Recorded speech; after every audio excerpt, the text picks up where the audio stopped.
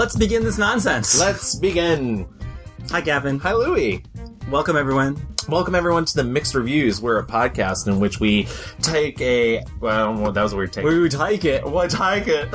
We'll tell you what we do. We take some movies. we take some movies. We take some actors. Yeah, we talk about actors, directors, movies, mini genres, and we talk about what we think works and what we think doesn't work, and we also give you a little mini history. Yeah, we go through it all, we mix it up, we spit it back out, and it's tasty. And we mix it up, we spit it back out, and we say, how dare you serve me this? Mm-hmm.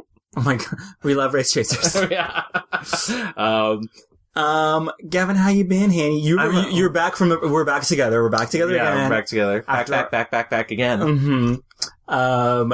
I don't know the next lyric for that. Oh, so. Is there another lyric? Something about adrenaline? Yeah. I don't know. You're back from the road. Yes. You survived. Yes, I drove 1,023 miles.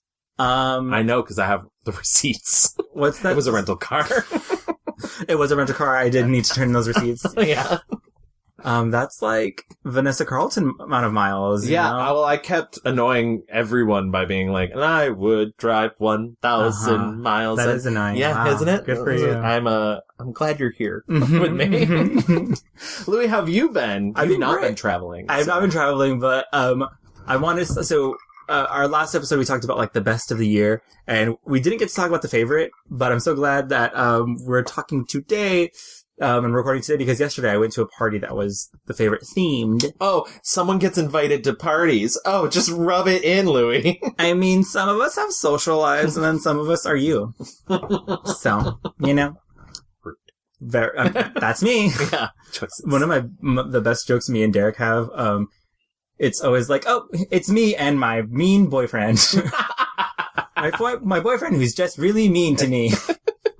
Babe, you're so mean. But also, is it true? Do you need help? There's a hotline, Louis. I know, yeah. I should talk to someone about that. Don't joke about that. Don't joke about that. Don't joke about that. Don't joke about that. But yeah, so I didn't do a poll for the last episode. No, I mean, it's hard when you're talking about best of. It's very subjective. Everybody has their own thing. Yeah. And also, after we did our episode, the Oscar nominations came out. And turns out we were wrong. Bohemian Rhapsody is the best movie of the year. I cannot believe that it has slipped my mind. I know. I just... Did you watch the movie? I have not seen it yet. Yeah, no, nothing. That is actually weirdly probably of the three that I was really about that I probably would watch. I believe it's Bohemian Rhapsody, Green Book, and there's one other. Vice? Yeah, Vice. Oh yeah, I am never fucking seeing Vice. Sorry, audience. It maybe if you love it, I'm sorry. I'm just never seeing Vice. I like The Big Short, but I do not. I have not seen Vice. I've not seen those three. Those three movies. I was like, I don't care that much. I'm never going to see Green Book either. Probably. Yeah. I mean, I would see Green Book for this podcast. I probably will never see Vice for this. Right. Sorry, Amy Adams. Well, I would watch it for like the Amy Adams episode. Yeah. Yeah. Well, you know, choices. But yeah, so tell me about the favorite party, though. Not to get us off track. We definitely had like the soundtrack playing on loop, the very dramatic, and lots of voguing, and lots of little mini cakes. Oh, were there any naked men that you threw tomatoes at? I was set up to do that, but I didn't want to ruin my makeup. Yeah, exactly. There was a lot of makeup involved. They looked at you and they're like, too svelte. Yeah, during that movie, I was like, this is kind of erotic. Like, I think it's meant to be. I mean, people were so fucking bored back in the day. They're like, let's get naked and throw fruits and vegetables at each other. My favorite parts of that movie are the, 100% Yorgos Lanthimos parts. The parts that feel like one of his movies, because I like The Favorite, so don't get me wrong, I'm not, but I think it is an elevated script. I think it's probably a boring period piece that Yorgos was like, because I'm good friends with him, I can call him Yorgos. You know Yorgos? Yeah, I know Yorgos, yeah. Saw him at the club. Absolutely. Mm-hmm. The Lobster? Yes. Don't talk to me about The Lobster. You're not allowed back there. I heard what happened. But I think he elevated this kind of generic script and made it more interesting by adding stuff like that, or races with rabbits and stuff. And everything about, like, Nicholas Hoult pushing Emma Stone into ditches. Oh, yeah. My favorite. And also, like, the candlelight in that movie being like, the lighting source. Yeah. And actually, I've heard some people dismiss the fisheye stuff. I loved it because I felt like I was watching weird surveillance cameras. I live, laugh, love. And the party was great. Oh, was it? Yeah. It was a little smelly, and I thought, was perfect. I was like, oh, they went really the extra mile. Yeah, exactly. They just, everybody rolled themselves in dirt before they came, and you didn't get the memo. I know, I really didn't. I had showered. Gross. Fuck my life, I guess. Running water. So bougie. So off theme. Yeah. Did you come as the queen herself? Is that what you did? I was wearing a lace crop top that Derek just had. He has a costume bag. Derek just had. He has a costume bag. Well, as he should. Yeah. Do you not have a costume bag? Well, I've started a costume box now. Yeah. I'll be perfectly honest because anybody that knows me. Please do. Yeah, let me open up. It's my podcast. I hate when you lie. Yeah. Well, I like you. And, I had so many costumes for my Batman villains, and in the last move, I was like, I don't wear these. I don't know when I'm going to wear these next, and so I got rid of most of them, which really was like a heart-wrenching decision. Marie Kondo just really fucked you up. Yeah, exactly. She's like, do these bring you joy? And I was like, who are you? Get the fuck out of my house. How did you get in here? I'm still not watching that show either. I mean, clearly. You're in this room. Is it Adam McKay? Yeah. Same. Marie Kondo, Adam McKay. Get out! Yeah, not in my house. Yeah. But since we're wasting all this time talking about ourselves and not talking about last week's poll that we didn't do because there was no reason to, right? We should talk about this week's subject. This week's episode, we're talking all about the iconic, the legendary Miss Regina King. Oh, wonderful! Like literally wonderful. Yeah. I love her. Yeah, I love her so much. We talked. So after our last episode, we were like, "Who should we do?" And we have both seen If Beale Street Could Talk. Yeah. We both really loved it. And I think we might have brought her up in our Sandra Bullock episode. Yes. And I feel like I said only nice things. I hope I only said nice things. But also, you can never go back and listen to that episode. Ever. Nope, they're gone. Completely gone. Even though it's one of our most popular episodes, you can never go back and listen to it ever. Can't fact check me. No, thank you. Those are the hidden tapes of the mixed reviews. Yeah, and I think we like immediately you were like, yes, Regina King, yes. Yeah, I was. I was like, that'd be, well, because I think she presents both a unique opportunity because we often don't get to do that many women of color. I believe the last one we did was Viola Davis, in between, and then Michelle Yeoh, but like, I feel it is important that we get to do these people because they oftentimes don't have conventional Hollywood careers. Oh yeah, totally. And I think that's slightly more interesting than somebody that's just like, I just continue to fail upwards. Right. But also, I just think she has a really interesting career because she presents also the unique problem that we had with Stanley Tucci, except for the fact that she's not a white man. And so therefore it has been infinitely more easy for Stanley Tucci. And I think he would agree. Yeah. But she shows up in movies and oftentimes she's in a movie for like 5 minutes. Yeah. And so it's been kind of an interesting 2 weeks to cover her. Yeah. And she has really blown up in the last, I would say 5-6 years. Yeah. She's like a awards powerhouse. Yes. She's won 3 Emmys in 4 years or something. Yeah. And 2 for American Crime, 1 for 7 Seconds. Yeah, and then she just won the Golden Globe for If Beale Street Could Talk. I was reading an article that was like, she's really, this moment in her career would happen for white women in their early 20s. Yes. And so it's kind of unheard of for someone of her age to be having the level of success that she's having. And what's amazing is that she has all the cred behind her. And now she's directing a lot and she has... I love that too. And I was going to wait to get into that, but like, I love the fact that she has fallen in love with directing. Yeah. She started in 2013 directing TV shows. And she's basically every year except for 2014 directed at least 1 episode of a TV show, even TV shows that she's not on. Yeah, totally. And, you're right. She has a super interesting career. I think her filmography is very interesting to go in and out of, especially because there are definitely some stinkers in there. Yeah. That it's like, oh man, this movie's tragique. But then she's in like, lots of Oscar fare. And, I think the early part of her career is super interesting. So yeah, I'm excited to dive in. Absolutely. So let's get to it. Let's get into our rewind.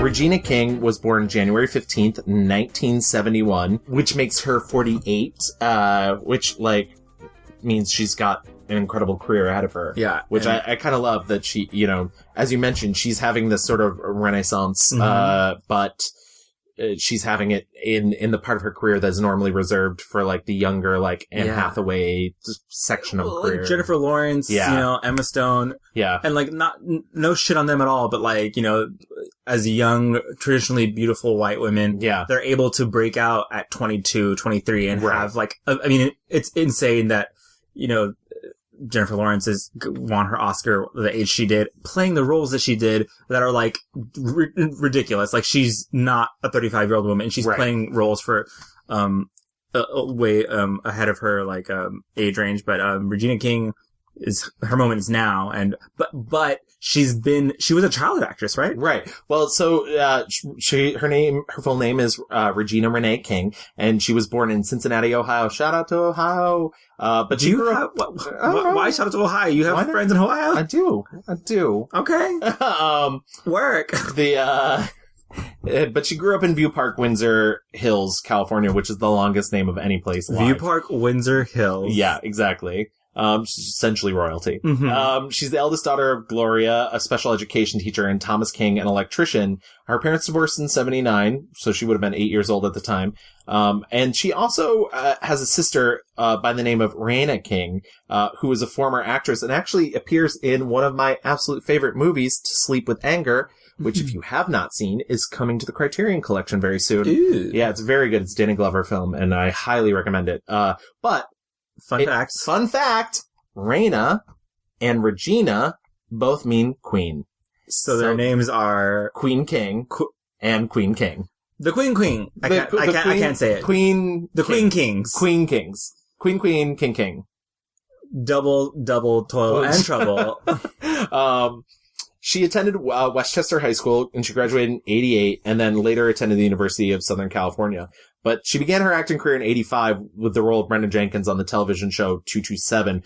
Jack A. Harry was involved. Yes. His apartment building. Yes. Very important. Yes. Iconic. Yes. Jack A. Well, yeah. Always. Obviously. Always. Sandra, what's the matter? Well, I just popped into a rather invigorating milk bath when I realized I'm out of shampoo. Can I borrow some? Yeah, but what's the hurry? Pearl's cat's trying to lick my ankles. I'll get you some shampoo, Miss Clark. You're a dear. Jackie! Ladybugs. But she played that role for 5 years. Lasted from 1985 to 1990. So yeah, she would have been like late teens, early 20s. Okay. And then she finally, like, she moves on right away after that to a film career. And she ends up doing 3 John Singleton films. And I just real quick want to segue into, John Singleton. Because John Singleton to me is such a heartbreaking story, because to me, he was one of those directors who has the most, like, had the most potential, and then his career just sort of never went anywhere. Yeah. He directed Boys in the Hood in 1991. He was nominated for the Academy Award for Best Director, becoming the first African-American youngest person to ever be nominated for the 24, award. right? Yeah. Insane. Which is insane. I think, did I read that he was still at USC? Yeah. When he made that movie? Yeah. And that movie Insane. is so good. And I say that, like, not even in a, I mean, I saw that movie when it came out, when I was a kid. I saw that movie in college. I revisited it for this, and I have to say, it's still so fucking good. Yeah. And her role isn't big in it. It's not. But she does get that great scene at the barbecue where they're, you know, like, she's trying to like hook up with Cuba Gooding Jr.'s, right? Yeah. And his girlfriend's right there. Who is that, Shawnee's? Let's try Ricky's best friend. He used to be best friends with Dobo when they was little. You know how they be trying to act like they brothers and shit. Girl, he is fine. I like to rush that. He go to Wall Street too? He go to Crenshaw. Girl, I seen him before. He work at the Fox Hills Mall. Do he got a girlfriend? Yes.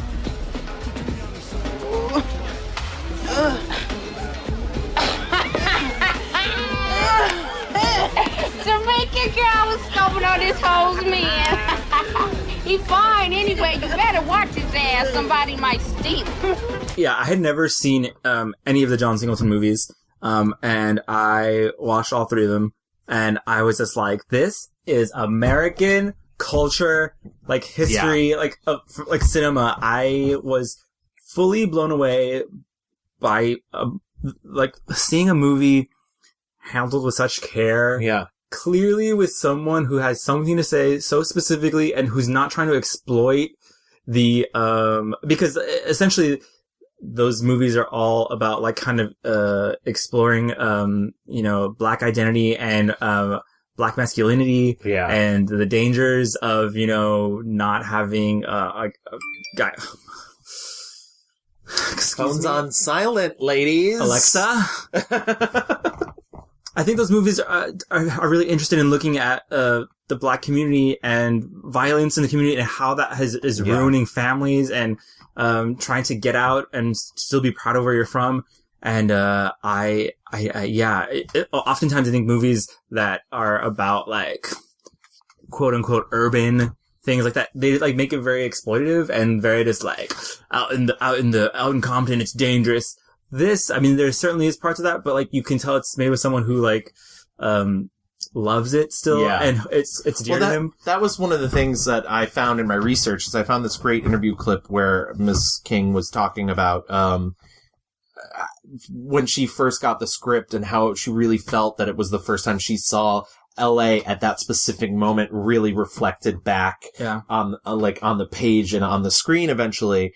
I kind of was like, finally, finally, LA is being represented different than what we see on TV or in movies. This is the LA that we see. People had no idea before that movie. Well, before NWA, but before that movie, they had no idea what it really... Yeah, I mean, NWA definitely painted a picture for you verbally. Yeah. But, now what John Singleton is doing is bringing those words to life so that, I think a lot of people need visual things. Mm-hmm. Not all of us can listen to music and be transformed or transposed. Is that what I'm looking for?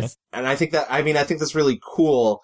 But I also, like I said, I think especially Boys in the Hood is still so poignant. I think Higher Learning, which is the third of the three, is maybe not my favorite. It's the hand is a little heavy on that one. Yeah. But Boys in the Hood, and not to belabor the point because we are talking about Regina King here, the gentrification speech given by Lawrence Fishburne in that movie it's prescient and telling, and I also think it's very genius that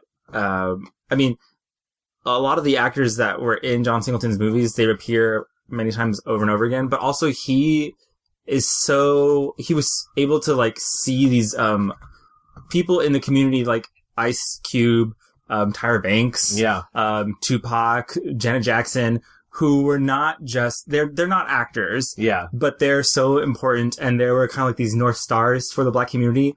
And he said, I'm going to use them and their celebrity to tell these stories that are important, to make people look and see, and because like Lawrence Fishburne's in them, Cuba Gooding Jr., like these are all like heavy hitters. Nia Long, it's, I think it's so genius because he was not boxed into just like the medium of, what is an actor. And I mean, is Janet Jackson the best actress in the world? No, but like, and that was sort of, she also talked about that. I do, since you brought up Poetic Justice, I do think that's the one that we should really talk about because that's the largest role she has in all three of the films. Yeah. And, she's sort of Janet Jackson's sidekick in that movie, but she gets like a really good, she's her storyline. Yeah. She's her best friend. But she mentioned that she, in an interview, she really tried to get, because Janet Jackson's from a very different world than the Regina King comes from, and how she wanted her to go to her, elementary school with her to just sort of see the little girls that she was playing. I actually wanted, and I don't know if it's because you have handlers around you and you're being protected, but I wanted her to come with me to like the elementary school that I went to, and I said, we don't have to get out the car, but just we should just like sit in the car so you could just watch what type of little girls, we were. And she said, oh, yeah, that's a good idea. But it never happened. I read how when she first got the script for Boys in the Hood, someone said, oh, don't you know that he's just a kid who's also at USC? And she was like, what? And you kind of feel that. Like, you feel like this really cool crackling energy. I'm embarrassed that I had never seen these movies, but like literally find them, watch them, and they're very special.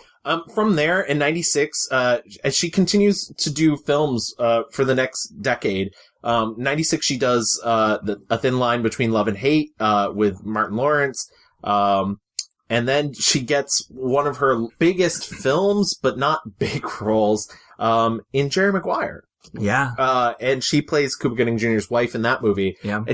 I have to say, I've never loved that movie. I don't think it's bad. But I don't understand the cult around it. Yeah. But she's so good. She's very good. It's such a limited role. This is what you're gonna do. You're gonna reject that shitty contract. You're gonna play out your existing shitty contract. And you're gonna go be a free agent next year. Come on, hey, baby, this is us. You and me. We determine our worth. Baby, you are a strong, proud, surviving, splendid black man. Mercy. You're the shit. I mean, I don't know who I was listening to, but someone was talking about this specifically, and it's like she does so much with like a very limited role. And even I was reading like an interview with who the fuck directed this movie? Cameron Crowe, who is like the scene where Jerry is looking at Cuba Gooding Jr. and his wife Regina King, and they have so much love, and he realizes like that's what's missing in his life. I also am not a big fan of the movie. I rewatched it for the first time in a long time, and I was like, oh god, this movie is it just is. Rich hot guy is sad because his life is meaningless. Right. And I was like, boo fucking who? Right, exactly. All of our lives are meaningless. Yeah. Thank you for coming and listening to the Mixed Reviews where all your lives are meaningless. But, she fully, when she goes toe-to-toe with Jerry, she goes toe-to-toe with Cuba. She also gets to be, even though she doesn't have a lot of lines in that scene, she gets to be in the iconic Show Me the Money scene. Yeah. She's there for the entire phone call. Even like when she's the scene where Cuba Gooding Jr. like gets injured at the football game and she's watching from home and she's really emotional. So I do think the movie was a very good showcase for her. She's better than fucking Renee Zellweger in the movie, right. Bitch. I'll tell you that. Why'd you get so squinty when you said that? That's so weird. The spirit of Renee overtakes me. So weird. And then, the next thing she does, she plays Will Smith's wife in Enemy of the State. And then this sort of becomes her steez for the next 5 years, where she's in How Stella Got Her Groove Back, playing a friend. She's in Mighty Joe Young, playing a friend. Yep. She's in Daddy Daycare, playing a wife, and on and on. And then every now and then she gets these brief moments of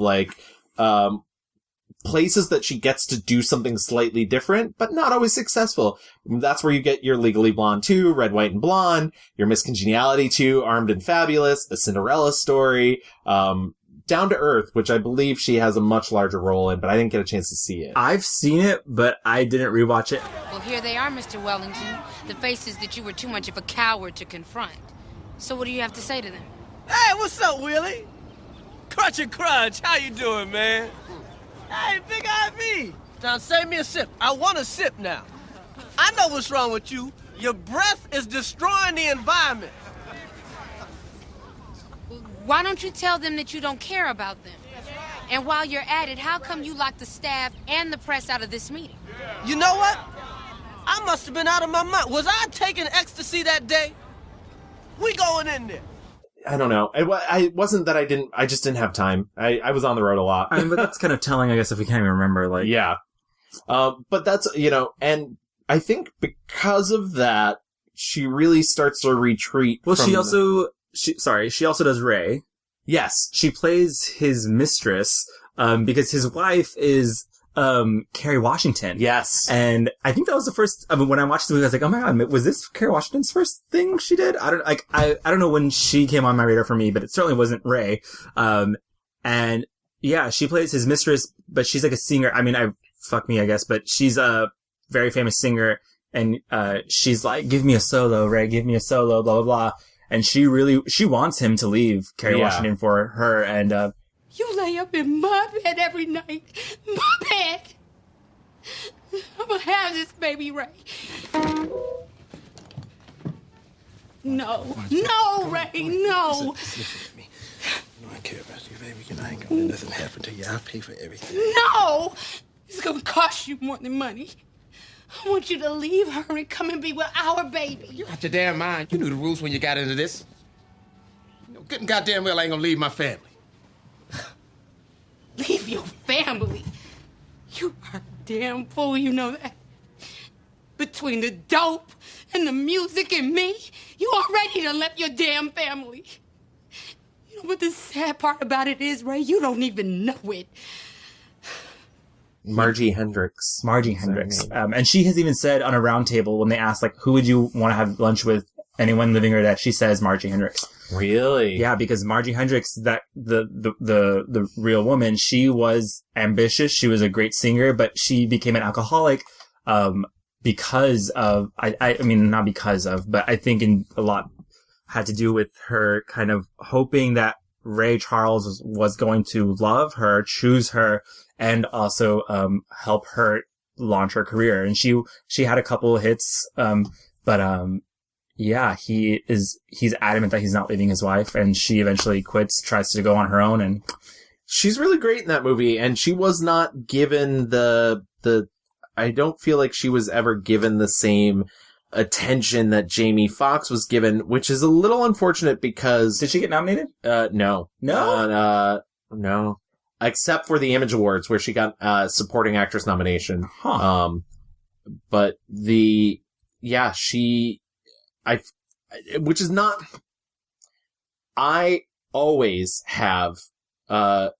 she did also get a Satellite Award nomination, for Best Actress, not for supporting. Huh. I always have trouble with people playing real people because I think they're at a slight advantage over others, because they have access to archives. Yeah. And oftentimes we talked a little bit about this with Melissa McCarthy playing Lee Israel, where like one of the things I enjoyed about her was that I felt that there was an equal balance of Melissa McCarthy in there as well as this character she was creating of Lee Israel.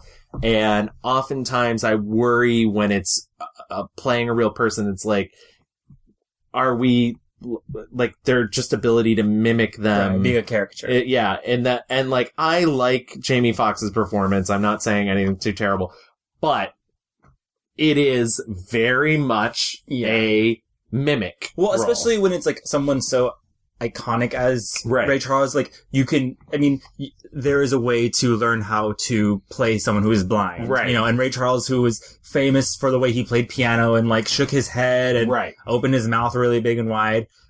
Regina King, you know, this woman, she has a lot less material to work with. It's a much more limited. Yeah, she was a black female singer who had an alcohol problem. You know, there was nothing defining about this character in a specific way, like Ray Charles. It's a lot of pressure because there's not a lot about her. So you kind of like in the dark, you know, there's not a lot of photographs on her. There's not a lot of video clips. So it's not really like I have someone to, you know, kind of study their movements, you know. So all I had was her music and her voice to study. And for her voice to be so powerful and the information that Ray had given Taylor and the little bit that I was able to read on her background and where she was from, you know, I just kind of took all those things and, you know, just felt that she was just this raw talent that was strong in the 60s and spoke her mind, and that wasn't really received well. Women speaking their mind that way. And so we just, with the wardrobe, tried to do little things like put her in pants, because women really didn't wear pants, but we felt like Margie would be that one woman that was going to wear pants. Not only was she going to wear pants, but she was going to wear pants every day if she could. So that's probably like her biggest thing in the late 2000s. Yep. Or, I mean, in the early 2000s. Yeah. But also around that time, she really starts to move into television. Yeah. And she's talked about that the decision was she could spend more time with her son. Now, she got married in 1997 to Ian Alexander. They divorced in 2007. They have one son, Ian Alexander Jr., he was born in 1996. So if you think about that, like, this is the time we're starting to go to school. She wants to stay in LA more. But also, and she doesn't necessarily say this, and I think it's a very diplomatic thing that she doesn't say this. It seems like she's not getting the offers that she deserves. She is playing wives and friends and sidekicks, and it's not... I mean, there's only so many movies where you can play, you know, like... And that's the awful thing also about, like, black female leads. We talked about this with Viola Davis. Yeah. The sassy black friend. Yeah. It's such a trope in Hollywood to cast a person of color in the role of, like, either the sassy, I'm gonna tell you the truth character, or the wizened magical black person who shows up and gives you the answers you need. Yeah, and I think especially within black actresses, it was like Nia Long in this time period was like the quote pretty hot one. Yes, that was like palatable for, you know, everyone to be like, oh yeah, that is a pretty romantic lead. And I think Regina King got stuck in this Hollywood loop of like, oh, that is the friend who you don't need to like have too much investment in. She's this like color character, which is super fucking unfortunate because she's so good at what she does. She's so good. And she really, I think there's a really interesting thing about watching Regina King act is I feel like you can really see her, and I'm not saying like you're seeing her act, not at all by any means. I think she loses herself in characters, but I think you see her dig into her characters in a way that's different than a lot of other actors. Yeah. She really pulls, unexpected emotions out of people. I don't know. I think she's a force. Yeah. Like there's a natural charm to her, but there's also a depth that you don't necessarily get from people who are stuck playing the best friend character. Yeah. And I mean, this is no shade to Nia Long either. I think she's a really good actress, but I think it's almost like, I mean, a majority of actors, I guess, they're like, the physicality of who they are oftentimes is a hurdle for them that more often than not, especially black actresses, don't get a chance to leap over that. Like, I think a lot of actors will be like, oh, this is my chance to show my versatility and range. Whereas, I think a lot of, POC actors, they have to just, for the longest time, bang their heads against their stereotype and their, like, what they're giving you, physically, because that's all they're getting. They don't get chances like white actors do to show range or whatever. Absolutely. You don't, how many times have we seen a black actress get the chance to do what Charlize Theron did? Yeah. You know, I can't think of any moment where we got to see, a black actress go ugly, quote unquote, or play something that's way off base from, you know, just being a black woman. Absolutely. Which is super unfortunate. Because, I mean, and this kind of leads us into, I think a lot of her TV work, because in TV world, Regina King on like American Crime was able to play, you know, a Muslim mother. Right. You know, these roles that probably she wouldn't have had access to in a film world. Yeah. You know, and that's not to say that they don't exist.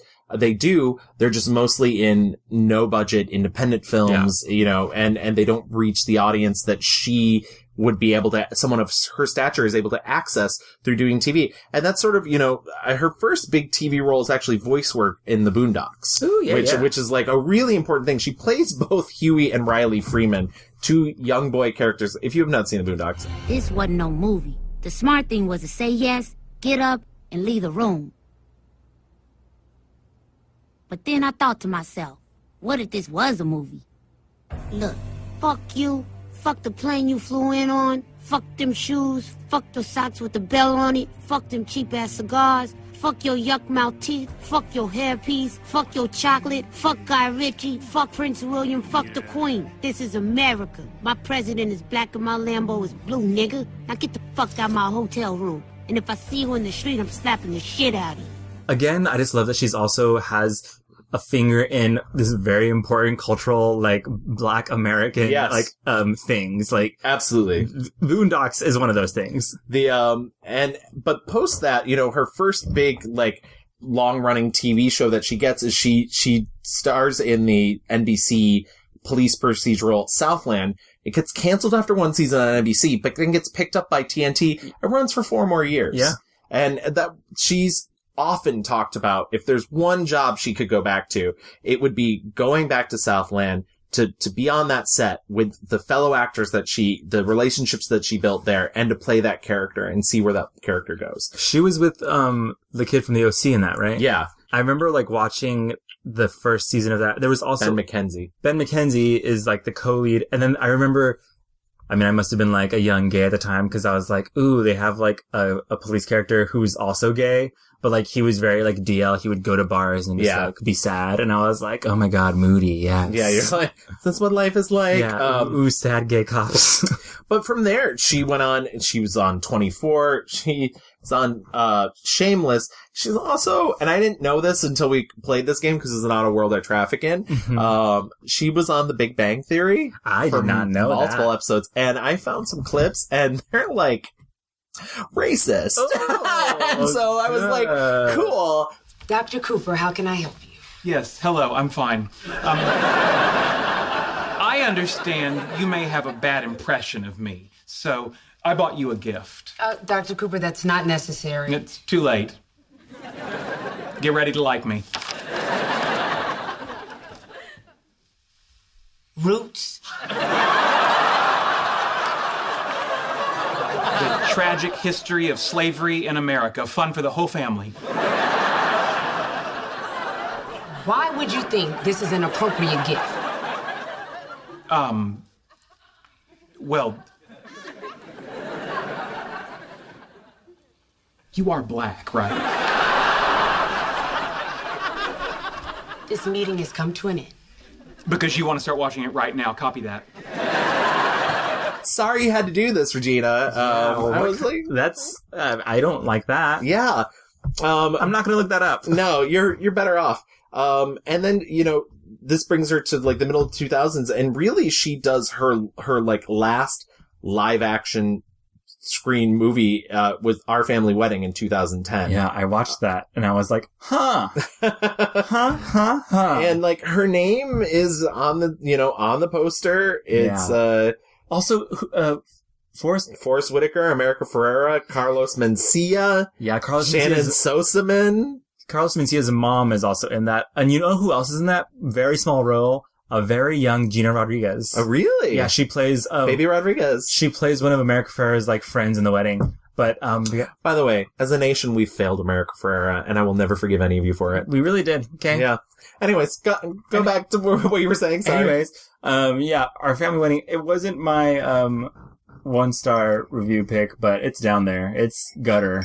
Yeah, and like I said, it's very clear as to why she started moving towards doing TV more as an outlet. Yes. But, like I said, she gets these roles post, Southland. She then goes on to do 3 seasons of American Crime, which unfortunately ended too soon. American Crime was an anthology show. So good. Often using the same cast repeatedly, a new crime each season, but everybody playing different characters. First season, she plays, Aaliyah Shahid, Terry LaCroix in the second season, and Kamira Walters in the third season. 2 of those seasons she gets Emmy Awards for. Yeah, yeah. The second season was incredible. Yeah, it involves a sexual assault. Her son is a suspect. Yes. In the sexual assault. And in that episode, she is married to Andre 3000 in that season. And they're kind of like rich, snooty, very like ruthless. I'm almost at the school. Okay, bring him home. Rob will meet us at the house. What does the article say? Indianapolis police have confirmed that they are investigating members of the prestigious Leland Academy basketball team. Are you close to the school? Kevin LaCroix, 18, captain of the Leland basketball team, hosted the party where the alleged sexual assault took place. Alcohol use documented on social media. God. I'm on Kevin's Facebook page now. People are already saying things. Stop reading that. What? It's been online, 2 minutes and people are already talking? I'm here. I think I was at the Emmys that Regina King won her Emmy. Really? Yeah. I saw her and she was beautiful, and her son was there with her. Like, literally, I could have, if I was a fucking monster, I could have, like, reached out and touched her, but that would have been very weird. But yeah, I do want to say, though, since we are talking about the Emmys, prior to her winning those Emmys, because that was American Crime ran from 2015 to 2017. Not too long ago before that, in 2010, she wrote a scathing op-ed for the Huffington Post as a special contributor. And I want to read this little bit. She said, "I've worked in television nearly all my professional life, and the statistic is quite sobering to me. And to add injury to my already sensitive nerve endings, a picture of Rutina Wesley from True Blood, who attended this year's Emmys, had the caption that read, 'Regina King enters the 62nd Emmys.' No, I wasn't there. Mistakes happen, right? Well, after a few, quote, mistakes of how people of color are portrayed in the Hollywood media, I decided it was important to say something about how things go down in Hollywood." I love the fact that she wrote this, and it makes me very happy. I don't think this is the reason that she started winning Emmys, especially 5 years on. Right. I think she deserves her Emmys, but I'm glad she said something. You know, it's really unfortunate, and she's continued that today. I mean,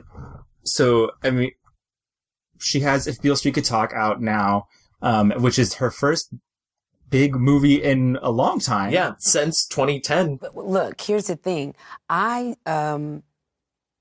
If Beale Street Could Talk is the first film I've done in like 10 years. Really? Yeah. I've been doing TV. I decided that I didn't want to travel outside of the city, sure. you know, because Ian was starting, I think, junior high at the time. And I was like, I need to stay here. Yeah. And, you know, my agents were like, well, that means TV. Mm-hmm. And remember, when we were kind of starting out, especially me, because I think I'm a little bit older than you, but it was like that line, that divide between television and film. Yeah. Film actors are regarded like, they're Shakespearean, you know, and then television was... slumming it. Yeah, slumming it. Yeah. And for me... overall, I want a good story. Yeah, totally. I want to tell a great story. Yeah. Her role in this movie is way more significant than she's had in also a long while. Right. And admittedly, she's playing a mother and a wife, but this is a very different style of what you're expecting when you hear someone's playing a mother and a wife. Yeah, and she's continued the same, I don't want to say it's a crusade, but every chance she gets to be on stage when she's winning an award, she's saying how she's fighting for women of color, to get the respect and opportunities. And now that just like during this time, she was essentially, I think she was a part of the ABC diversity, directors program. And she, like, Shonda Rhimes kind of like took her under her wing. Well, that's, as I mentioned before, she's really found this love of direction and directing. And she started in 2013. She did an episode of Southland. Since then, she did 6 episodes of Being Mary Jane. She did 2 episodes of Scandal. Excellent show, P.S. Being Mary Jane, starring another amazing black woman, Gabrielle Union. Love that show. Oh, I love Gabrielle Union. Yeah. She did 2 episodes of Scandal from 2015 to 2016. She did an episode of The Catch. She's done an episode of Animal Kingdom on TNT. Greenleaf, Pitch. She directed an episode of This Is Us, Shameless, The Good Doctor, and then in the last year she did an episode of Insecure. Yeah, wow. And so I love the fact that she's been giving these opportunities. And you know what? She sounds like she's, based on what I've heard and listened to, there's a great bit of the Actors Roundtable where she was talking about directing. She sounds like she's a really attentive director. I bet. I mean, when you're an actor and you get to like kind of see, you know, how things are happening and what you have to go through to do your best work. Often when a director is not savvy enough to actually have a conversation with the actor, sometimes it can be as simple as, oh my gosh, she looks so beautiful right there. In that light. You know. And Carrie and I, we were doing a scene, and she wanted to be up against this wall, and I was like, I can't put you up against the green wall. She was like, green in the wall, undertones, and I was like, I hear you. I'm with you, I'm moving. Right. Just let me know. I'm good. But becoming a director allowed me to be able to have that conversation and know that an actor would get it, opposed to when we're not being talked to or we're not being, we have a take and someone is not saying, that was great or, try it this way. It's not like we want praise, but as an actor, you want to hear something. Direction. I want to activate my Yes, totally. Something that's going to elevate the thoughts that I've already had. When anyone directs me, like, oh, wow, that was a good idea. Yeah. That happens once, every 2 years. I don't know. I feel like I have to do everything on my own, and then I don't expect anyone to do anything. But the best directors that you've had are the ones that actually inspire something in you. You've had a thought. You've been working on these lines. You've done all of your research. You've built your backstory as an actor. And those directors that can still come and tell you something and you go, oh, wow. That helps. Yeah, let me try it that way. Yeah, that rarely happens, It's, though. I feel, with my actresses, like, if it's a love scene, I'm like, put it at the beginning of the day because she doesn't want to eat before. Yes, see? That's so nice. So nice. Real quick, and I don't want to keep belaboring the point with the Emmys, by the way, too, though. She, from 1999 until she got her Emmy in 2015, the only people that were nominating her for anything were the Teen Choice Awards, the Screen Actors Guild Awards, Satellite Awards, the NAACP Awards, and the BET Awards. And Emmys, Oscars, Golden Globes, just ignoring her. Yeah. And I admit, like we said, she played a lot of sisters, wives, girlfriends, best friends. So the Oscars don't have a tendency to reward those so much, but like, I don't know. It looks bad. It's not even just it looks bad, it's incorrect. Right. Because it's never about like, quotas. It's, recognizing truly the amazing work that's being done, and looking outside of just like the blinders. And so, I mean, that's also really important why the Academy is becoming more diverse. Yeah. And shaking things up. I know like it feels like a lot of growing pains for the Academy. But those are all good things, Absolutely. Because at the very least, more people are getting their work seen and they're being recognized, for their good work. Yeah, absolutely. So before we move into our picks, I also just want to mention, that, as I've said many times on the show, I like talking about celebrity charity causes. Mm-hmm. I think it's important to know what's important to these, actors, actresses, filmmakers. And she supports some really good ones. She's, supported the Beckstrand Cancer Foundation and the Coalition for Skin Disease. And she's also, working with the I Have a Dream Foundation, to get a chance for higher education for low income, kids. And I think that's a really powerful message that she's sending out there into the world. I got involved with the I Have a Dream Foundation at my first Emmy appearance. I love anything that has to do with empowering children and giving them more resources. It just felt right to be a part and get involved and get to know what they're doing there in a deeper way. She seems to love children in a major way. Yeah. And I know she loves being a mom and she is fully committed to her son and, making sure, I mean, she talks a lot of the interviews I could find with her. She talks a lot about growing up and how her mom was very strict with her and her sister. Yeah. I've got a mama. Mm-hmm. Not a mother, a mama. And there's what's the difference? Break it down. I got whoopings.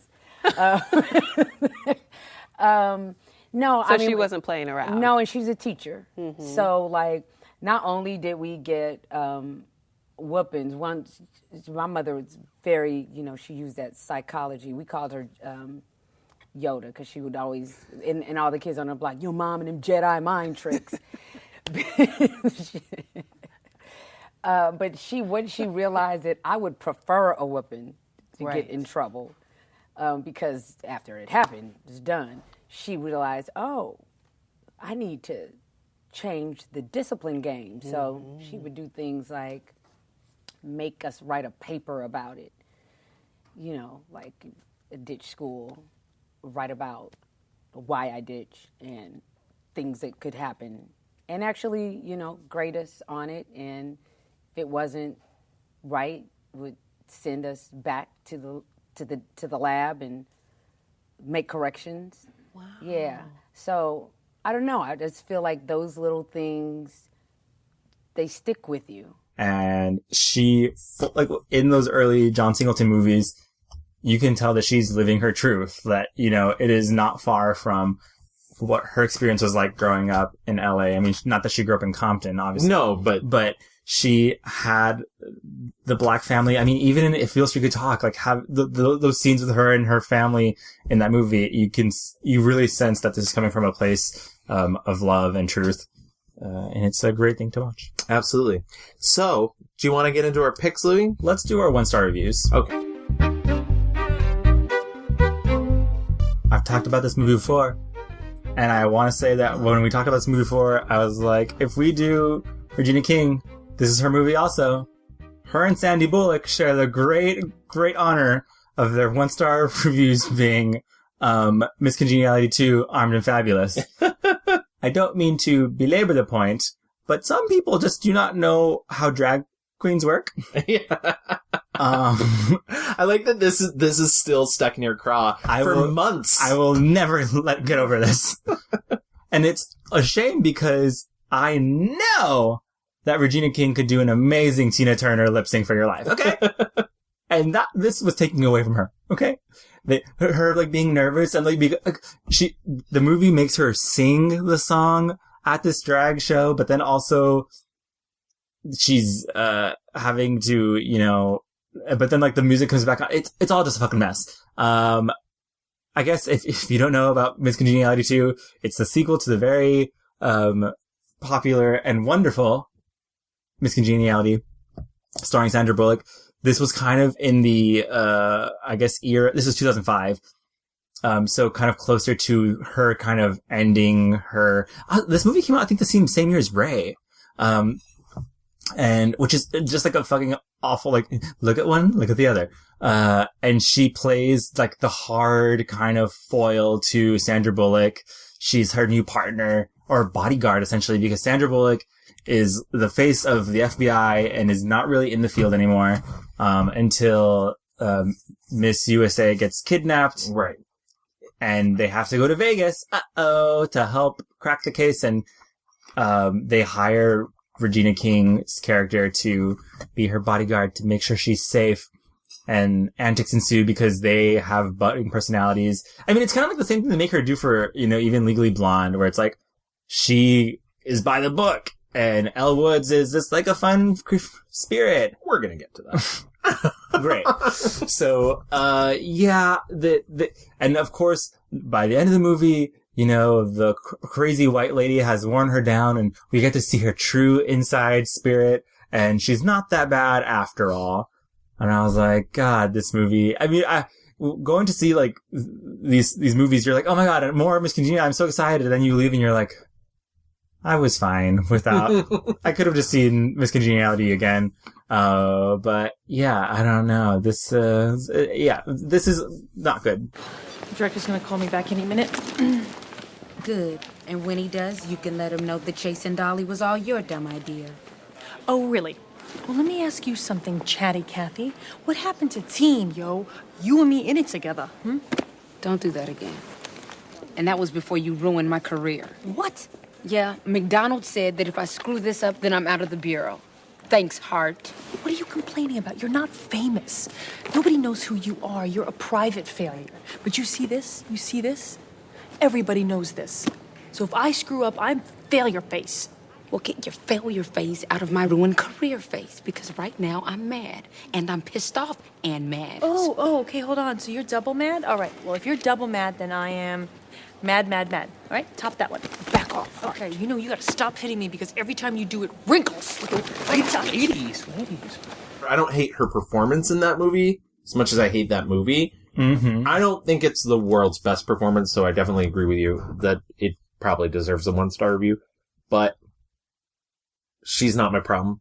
I guess that's where, but it's a bad movie. There's a lot of bad things in that movie that we talked about this with Sandra Bullock. It's like they essentially took everything that was good about the first movie and just kind of splatted it Yeah. You know, they took out all of the fun and, I don't know what they tried. They made the main character completely different. Well, this is the problem with sequels to movies like this. Because you need to have you want the audience to fall in love with everything in the same way and manner in which they fell in love with the initial film. In order to do that, you have to erase the character back to level 1. Yeah. And so the problem they always make is that you essentially have the same character arc, but more enhanced. And we talked about it with the Sandra Bullock one, where it's like, you know, everything about her becomes to the nth degree. You know, she's suddenly like the prissy. Yeah. And it doesn't necessarily make sense. So my 1-star review, I'm just going to launch right into it, is Legally Blonde 2, Red, White, and Blonde, which I'd never seen until today, actually. Oh, good for you. And, congratulations. Oh, why, thank you. And it's so funny because that movie is the Black Mirror to the initial Legally Blonde. Because what it does is it erases every bit of character development that you had from Elle Woods. But what's even weirder about this one, whereas the message of the first movie is that, like, maybe not everybody's smart in the way that you, like, in the traditional way that you think they're smart, but that doesn't mean that they're stupid. This movie posits that Elle Woods and her friends have to make everyone stupider to accomplish their goals. So the plot of Legally Blonde 2 is that she decides to go to Washington to put in a bill to stop animal testing. Along the way, you find out her dog is gay. Yeah. By the way, the reason this even happens is she wants to invite her dog's mom to her wedding, which is the literally the dumbest plot device I've ever seen in a movie, to the fact that the movie has to comment on it. Yeah, she hires an investigator to find Bruiser's mom. Yeah. Because she needs to send an invite for the wedding that they're going to have in, like, I don't know, Fenway Park or some shit. Yeah. They find the mom and she's at a animal testing facility. Yes. And this is like the setup for the movie. Right. So she, because of this, her wanting to sue these people for animal testing, she gets fired from her job. She decides to go to Washington so she can put an anti-animal testing bill. She's working for Sally Field. Sally Field, who's a fellow alumnus of Harvard, a blonde woman from Harvard. But that connection doesn't matter as much as the connection to Republican senator who is also from Cap and New or whatever the name. Yeah. Fuck. And it just goes on from there. But like I said, the problem is like it never, this movie, unlike the first movie, never elevates Elle Woods' character, never makes you realize like, oh, she actually is smart. She's putting in the work. Yeah. She literally has to make everybody else dumber. Now, to get to Regina King's character, because she's really the reason for the season, Regina King plays Selma Blair's role from the first movie. Yeah. She's literally transported. Mm-hmm. Like, they've taken and grafted this new character. She hates Elle Woods. There is no reason, really, for her to hate Elle Woods, other than the fact that, like, this new Elle Woods is an idiot. Yeah. And it's kind of funny, because up until she actually does something bad, I was just like, Regina King's right. Yeah. Because Elle Woods is, like, this terror who comes in and dumbs everything down for everybody. Yeah. Will you leave us alone now? Excuse me? Look, I know you've been working against us, and I know somehow it's personal. You don't like me. Clearly. Well, if I leave Washington, will you call off the fight and let Bruiser's bill have a fair shot? Your bill is trivial to me. I have my own agenda. What, like the homeowner's bill that you pushed through at our expense? You know, that's all I'm asking, Grace. The homeowner's incentives? I wouldn't touch that bill. It's a tax break for the wealthy. Well, haven't you been pushing it for the last 2 sessions? Look, Victoria has a live interview with Connie Chung in an hour. I don't have time for this. Yeah, I think the movie's trying to, like, be like, sometimes if you do things your own way, like, you don't have to do things the way everyone else does. Right. I think that's what they're trying to do. But in the end, it's just like, she invites her dumb friends, who we know are dumb. Right. And have gotten dumber. Yeah. All of her friends, her husband included, have gotten dumber. And teaching interns how to do dog cheerleading dances to fucking horrifying. Yeah, to George Clinton. The first one is a smart feminist, like, you know, pro women, like, everything. The second one fully feels like a committee cash grab. Yeah, absolutely. And Regina King... And I feel really bad because she's not given a lot to do, and I also don't think she did a lot with what she was given to do, because, once again, she's playing somebody else's role. Yeah, I mean, in both Legally Blonde 2 and Miss Congeniality 2, she's playing, like, the tough black woman who, like, is by the book yeah. and, you know, is gonna stand up to, like, the white girl who's, like, kind of, like, ditzy. Because even though in Miss Congeniality, Gracie Hart's character, that is not her character. No. But in the second one, they make her into a prissy, dumb white girl.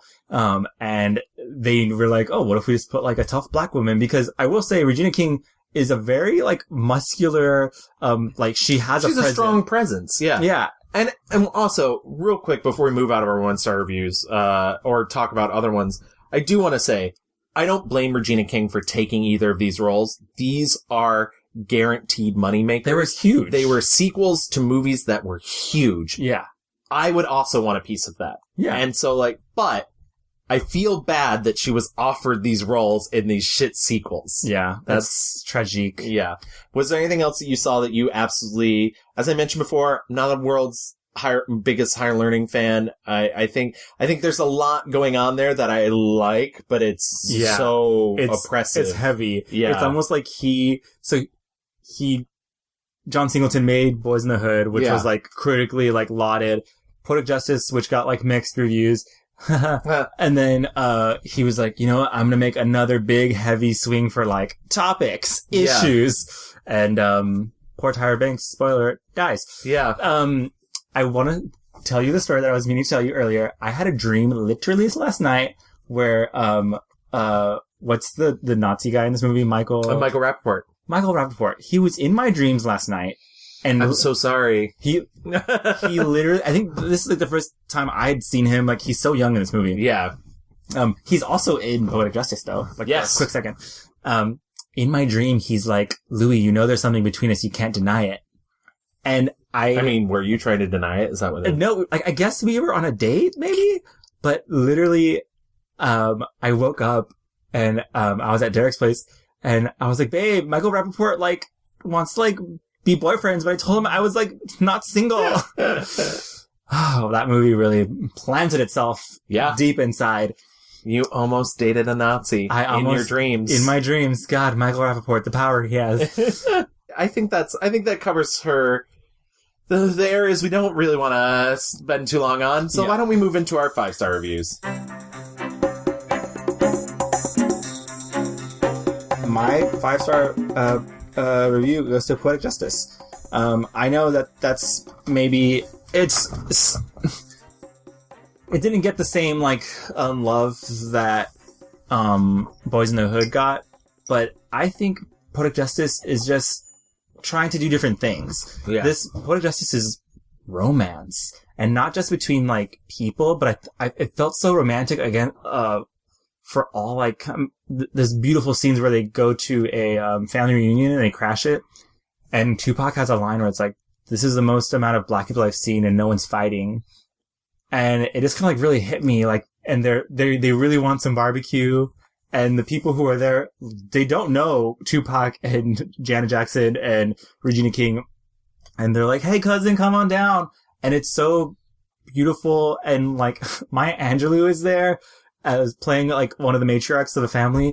And it truly just felt like, I could just imagine being a young black person and seeing this, like, there are good things about us and things that we can celebrate about our families. And things that aren't portrayed in the media. Yes. Yeah, exactly. And I think someone, a different movie in the hands of someone less careful or less smart would have just like, you know, and for the longest time, I didn't know what Boys in the Hood was about. And you just think about, you know, violence and this and that, but it's so much more than that. And it's not just like these awful stereotypical things. But so Poetic Justice is about, Justice is Janet Jackson's character. She's the lead role, and she is a hair stylist, but also she's a poet. And fun fact, in the movies, all the poems that she writes are actually written by Maya Angelou. Yes. Which means they're great. Yeah, they're fucking excellent. Yeah. And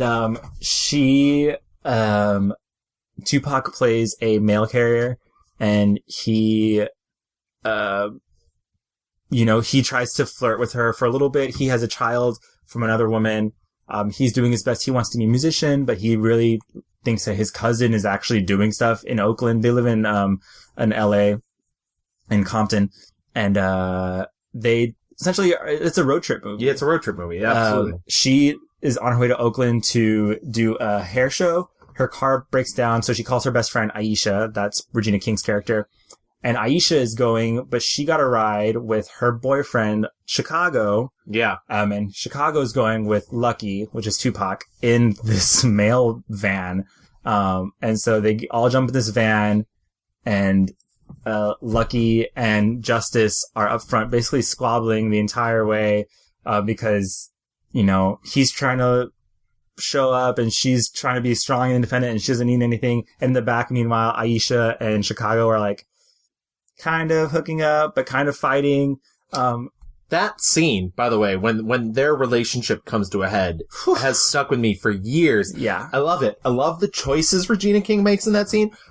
More than that, though, and I'm going to come back to Regina, that scene is shot like a fucking samurai film. The like instincts that John Singleton has about the way he does close-ups, the way he does whips, the way he does, like, it looks like Akira Kurosawa. It's crazy. Yeah. It's shot so, and I'm not saying that I enjoy, cause Chicago does end up hitting Regina King, and I do not enjoy that. But the way it's shot, like, I don't know, like, how he could be so young and have those. He was like maybe 25, 26 when he was making this movie. But sorry, I didn't mean to interrupt. No, this is the first time we get to see Regina King have a fully realized character. Yeah. She's not just a sassy, best friend. Because I guess we forgot to mention she's in Friday also. She's in Friday as well. Kind of playing a similar role. And I like Friday a lot. I love Friday. Oh my God. When I rewatched Friday and I was like, this movie still fucking slaps. but it's also not a huge role. No, not a huge role. But so in this one, Aisha, she's kind of an alcoholic. She has a very fraught relationship with Chicago. And the road trip is just like, the movie is like peeling off layers of these four characters, and they all have these internal monologues and feelings about, who they are, who they want to be. And for Regina King's character specifically, she is looking out for number one. She openly flirts with other guys in front of Chicago. There's the scene that you mentioned where she fully blows up at him. She's essentially mad that he can't, like, stay hard and have sex with her for a long time. And she's like, she fully goes in on, she goes all the way off. Look, don't touch me. Don't touch me. Don't turn your back on me. I need to turn my back on you. Why? I need to turn my back on you, because that's the reason why the other bitch left you, because you can't hang. Because I can't hang. Because you can't hang. Well, that's a fucked up thing to say. You No, know what I'm but saying? it's a real thing to say. No, real goddamn. That's what I get. That's what I get for Please. fucking with bitches like you. Fucking Y'all with don't give bitches a like fuck. me? Yeah. You No, I don't give a fuck about you, Chicago. You don't. Fuck you. You don't listen to what the fuck I got to say. Please, You don't listen to what I got to say. Don't touch me. I already told you not to touch Listen to me then. What the fuck do you have to say? What the fuck do I need to listen to? How come my shit can be all like this? I'm beautiful as shit. You gotta go fuck it up. Because you ain't a beautiful motherfucker. Oh, that's fucked up. I ain't a beautiful. I'm sick of this shit. I'm tired of arguing with your motherfucking Shut the fuck ass. up, I'm sick of Chicago. you. Don't you turn away from me. Don't touch me. You better stop, all right? You know what? Stop You know what? what? You weak. You a weak ass punk. You think you the shit just because you work out? You ain't buff. I wish I never met your sorry ass. You a sorry motherfucker. Yeah, that's right. Brush that weak ass fade. Nigga's dick can't stay hard 5 minutes. The fuck you do? Take steroids? That's the reason why I'm fucking somebody else. Eventually, Justice has to pull her aside and is like, you need to stop drinking. You are on a road to fucking hell, girl. And she starts breaking down and crying. And yeah, I just love that movie so much. It was so, I liked that it was different from, Boys in the Hood is a masterpiece. Yeah. But it is very different. It's a very different film. It's not, but I also think it takes a lot of, chutzpah to do that as your second film when you have something, because Boys in the Hood also feels very epic. Yeah. And this is a small story. Yeah, it's small and it's focused on a woman.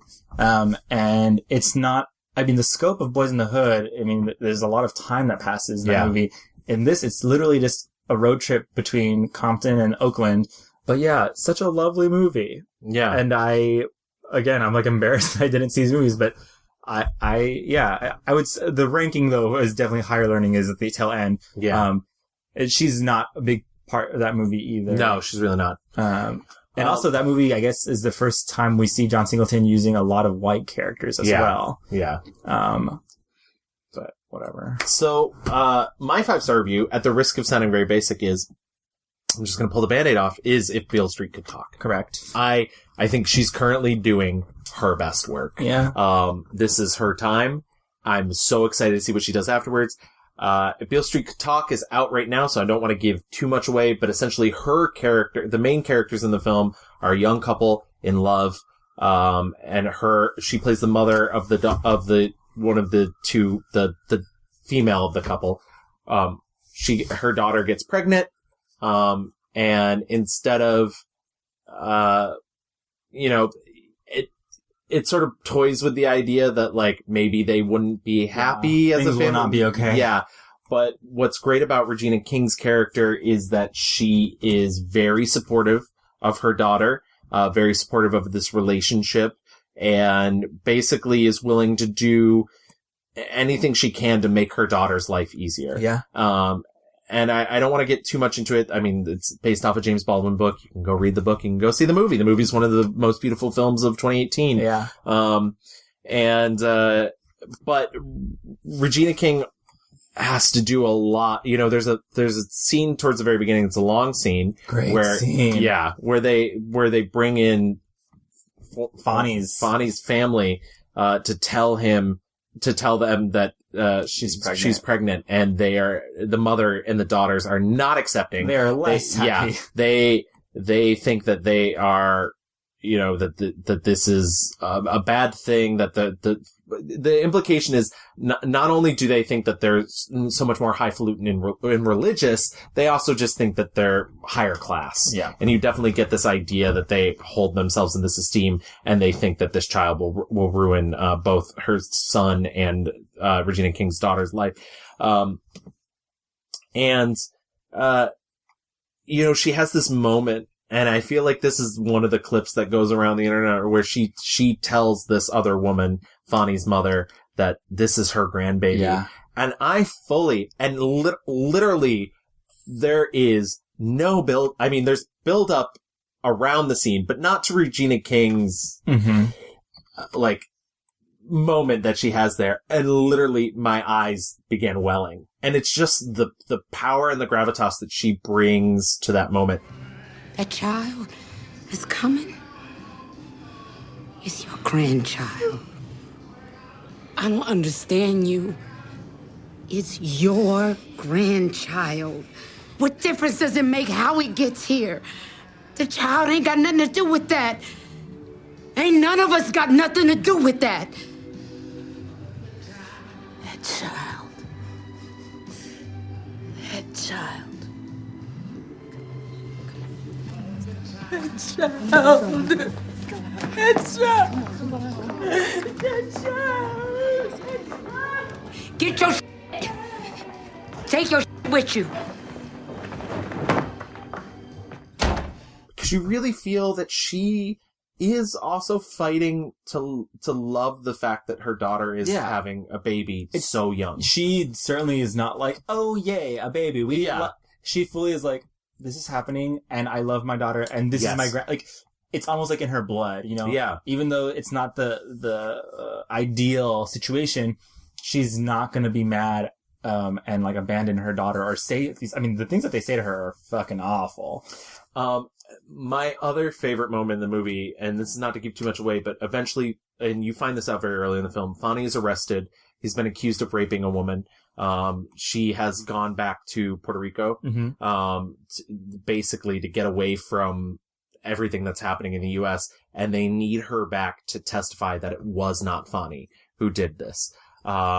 And so Regina King actually goes to Puerto Rico to talk to her. There's this really brilliant moment in the hotel before she goes to meet up with a contact who knows where she is, where she tries on a wig for a moment, and then she decides not to do it. I've heard Regina King talk about that. her idea. There's the moment in the mirror where she takes off the wig and puts on the wig, takes the wig off. In the book, that was a shawl.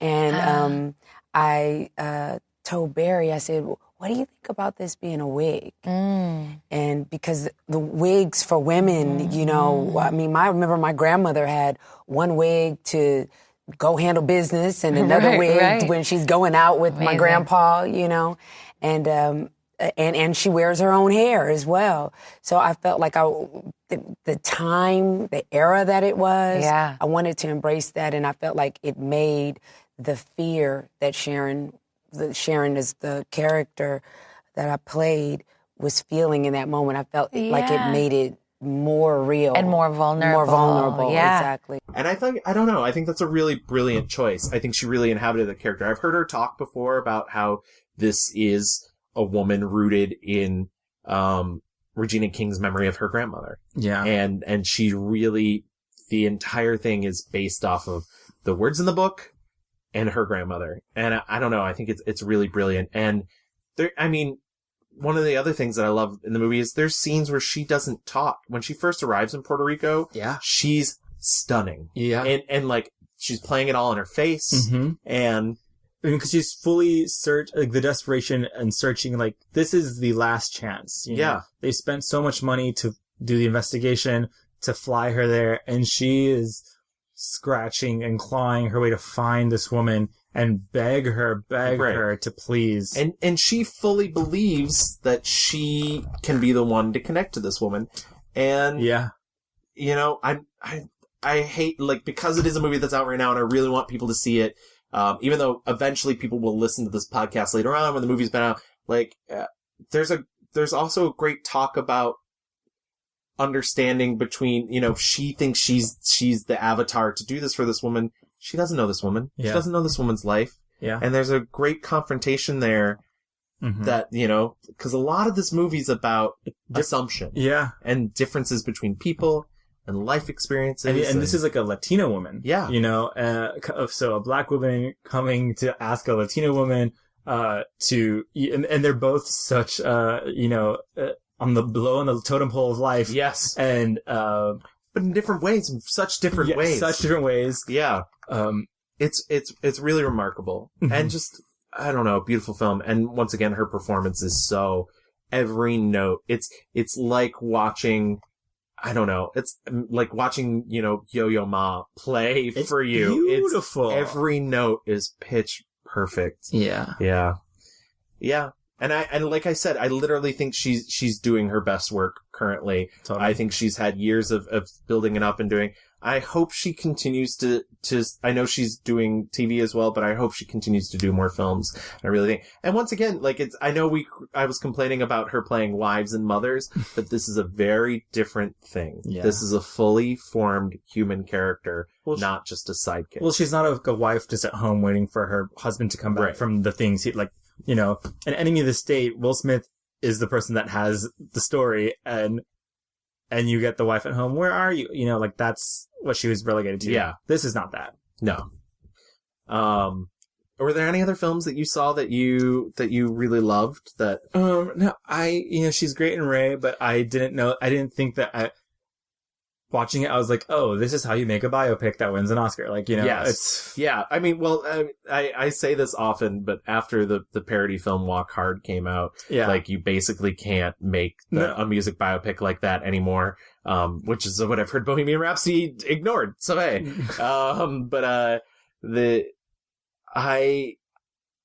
as I mentioned before, I really like her performance in Friday. It's not a huge role. Craig, what eye? Right there.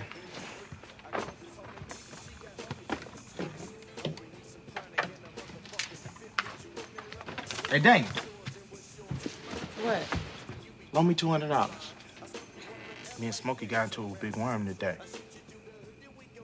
We owe him $200. He said if we don't pay him, he's gonna kill us. So you gonna loan me the money or not? Not. She has a role in the Mike White film Year of the Dog, and I liked that she was in this movie because it's such a small movie and such an odd movie. And I like seeing her do weird things. Yeah, I would love, yes. I guess we could talk about more into our fast forward, but I'm hoping if You Could Talk is the platform for her to do more weirder things. Absolutely. So yeah, I guess that brings us to our fast forward. Let's do it.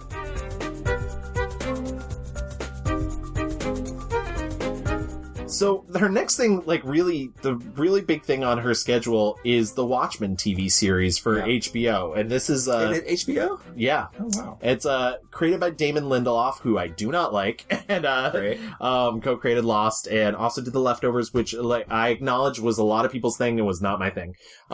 She was on The Leftovers. She did 6 episodes, but she was a main character. Yeah, she got nominated for awards for that, too. A lot of people... I think I read a review of something that's saying there is one specific episode of Leftovers. It was the best Regina King's ever been. I did not watch it. Yeah, I found the entire first season to be miserable. And everybody's been like, no, you need to get to the second season. I'm sorry. If you need an entire season to get good, I don't have time. I fill my life with this.